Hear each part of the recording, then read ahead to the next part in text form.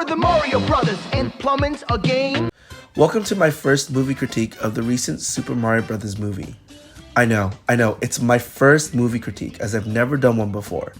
But I figured to give it a shot as this is coming from a longtime fan of Nintendo.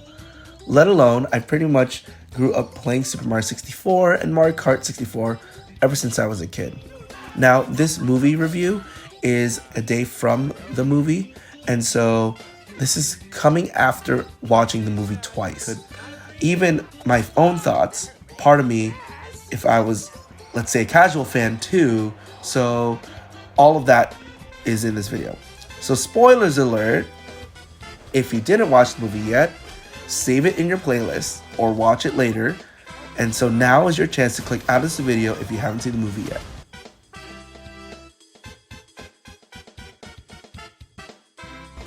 Alright, so you're still here. If you're still here, that's great. It's time to talk about the 5 positive and 5 negative reviews from me about the Super Mario Bros. Movie. So here we go. Number 1, lots of references, maybe just that.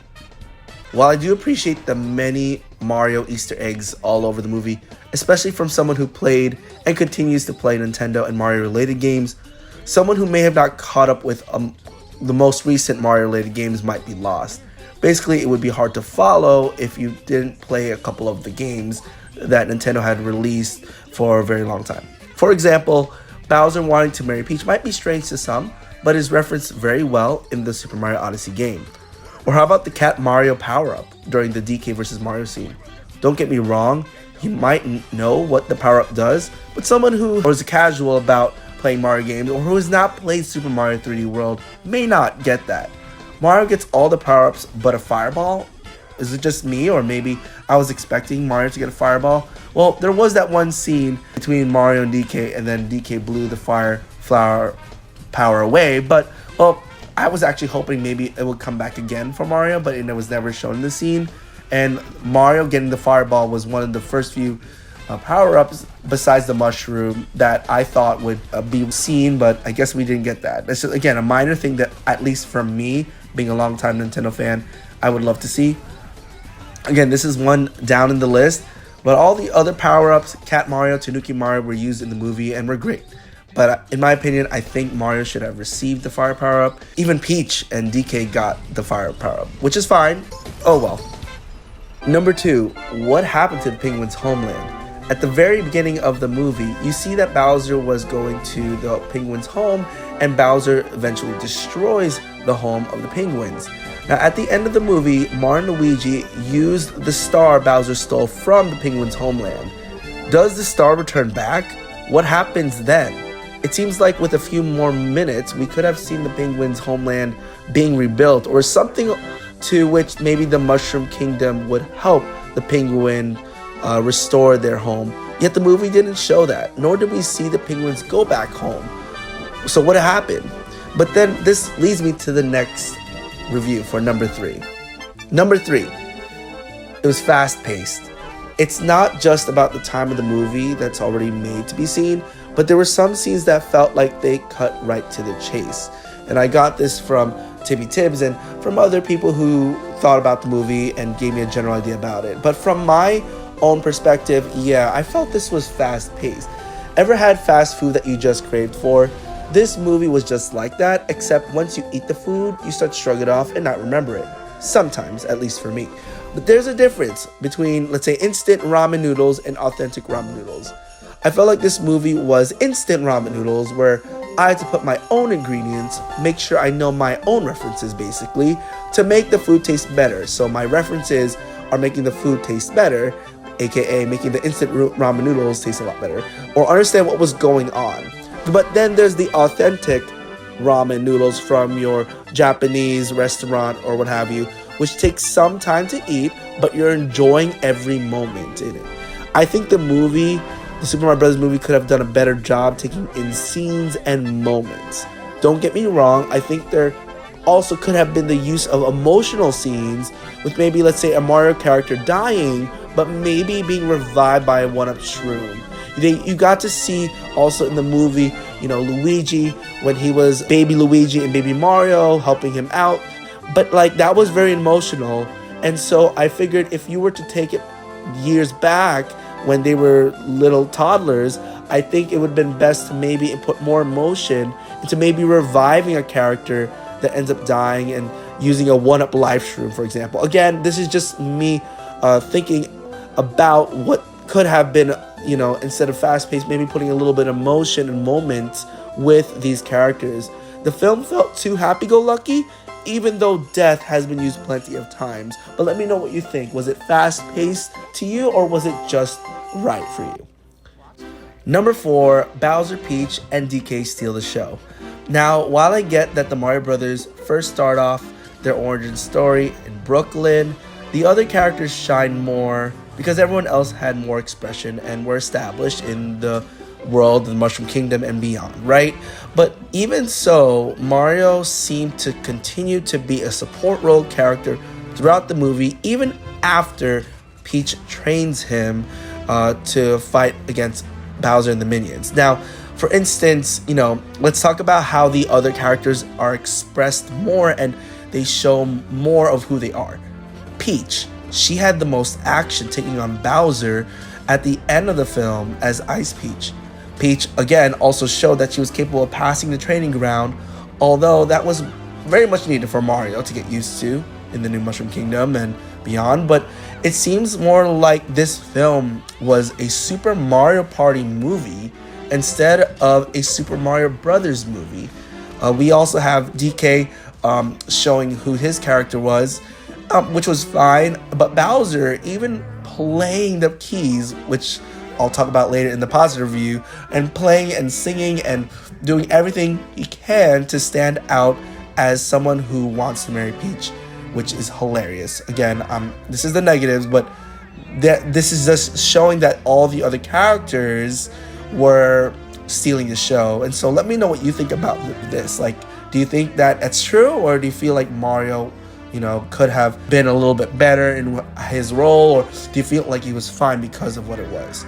And number 5, I think the movie was promoted too much to the point where the good scenes were given to us through social media. And I feel like 20% of the movies, as my brother had put it, because we watched it together, were clips. Well, I hate to admit that re-seeing these scenes just made me go, okay, saw this, moving on. And unfortunately, like I said, on social media, especially on Twitter, and if you follow the Super Mario Brothers movie Twitter account, they took a good chunk from the movie. And of course, if you knew to avoid them, good for you. But if you didn't, then this movie was meh. This movie was, well, I saw this already. I saw the penguins fighting against Bowser's minions. I saw Peach running through the training ground obstacle course. I saw the Mario Kart team. To be honest, those clips and trailers definitely ruined portions of the movie. If not, we already expected what we were supposed to see in this movie anyway. So if you haven't seen it, good for you. If you, obviously you'll be watching this at this point, then you know that you felt the meh part to it. This is a given for any movie, but if you're just like me, a tip to enjoy a movie is to skip all the trailers, right? Here are my 5 positive reviews. Number 1, the references. I started this video sharing that the negative was not understanding maybe many of the references if you're a casual Mario fan or haven't played any of the Super Mario games recently. However, the opposite is knowing the references. And if you grew up and played plenty of Mario games just like me, this movie will be really enjoyable. You have Mario in a Tanuki suit, very short scene. Mario and the cat power up against DK. Bowser in his tuxedo suit in Super Mario Odyssey. Luigi first entering the Darklands scared and looking for Mario as a reference to Luigi's mansion. To see even Diddy Kong cheering so loudly for DK was also cool. Watching it the second time, the audience in the theater clapped really loudly, thrilled to see Diddy Kong's presence in the movie. At least he made it, right? So there's so much more I'd like to mention, and these are just a very few examples of the references of what was filmed. And so let me know in the comments your favorite reference in the movie, because definitely the references just put a smile on my face. Number 2, the roles of Bowser, Peach, and DK. Although in the previous review I said that Bowser, Peach, and DK stole the highlight from Mario, well, in this case, Bowser, Peach, and DK's roles were on point. Bowser singing about wanting to marry Peach was hilarious, and the action and expressions with Peach just puts the icing on the cake in this film. Peach was a badass in this movie, making Mario look like nothing at first until he mastered his training. Peach going all out in combat at the day of the wedding was an enjoyable scene.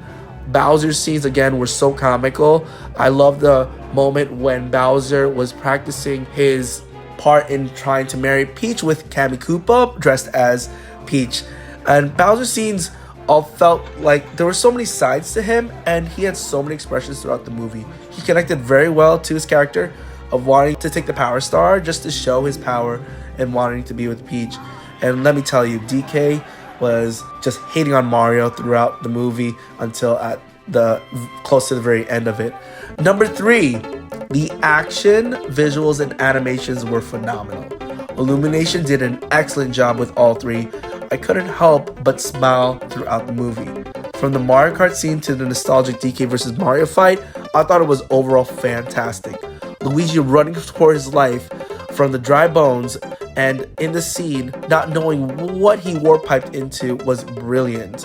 I felt like I was watching Luigi's Mansion soon as he turned on that flashlight and asked where Mario was.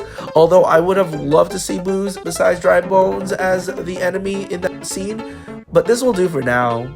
This is a movie to enjoy, and I enjoyed it very well. At the very end of the film, Mario and Luigi grabbing the star, and then with that power-up to face off as brothers against Bowser was epic. That part reminded me of Mario and Luigi Superstar Saga, Mario and Luigi working together to fight off enemies, and Bowser was one of them. Number 4, hilarious. Did I mention that already? Well, I'll mention it again. It was hilarious. Did I mention Bowser singing? Yes, Bowser singing, playing the keys, and singing all about peaches, peaches, peaches, peaches, peaches. That was amazing. I laughed so hard. Audience laughed as well. The comedy was well put together. The scene where Bowser practices marrying Peach again, while Kammy Koopa was dressed as Peach, brought tears to my eyes. Also, DK strutting his stuff to his dad was great in the battle between DK and Mario. Unnecessary, but comical. And number 5, the music. Not only were there many Easter eggs in the film, but there were so many themes included in this movie. If you could listen to them carefully, you'll catch the reference very well if you played that specific Mario game. For example, when Mario entered the Mushroom Kingdom, you can hear a bit of the Bomb Battlefield theme from Super Mario 64 as he was on his way following the Toad to see the princess.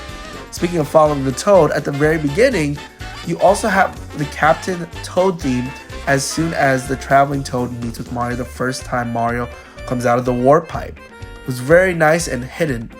You can also hear the Luigi's Mansion theme played a little when Luigi was in the Darklands. So the Super Mario Athletic theme also played with plenty of more themes. The DK rap playing when DK was introduced before he fought against Mario was nostalgic as well. Nintendo was brilliant to have included these musical pieces. And so, those were my 5 positive and negative reviews about the movie. Let me know what you liked, disliked, or even wished you saw from the movie itself. In conclusion, thank you so much for watching my critique of the Super Mario Bros. Movie.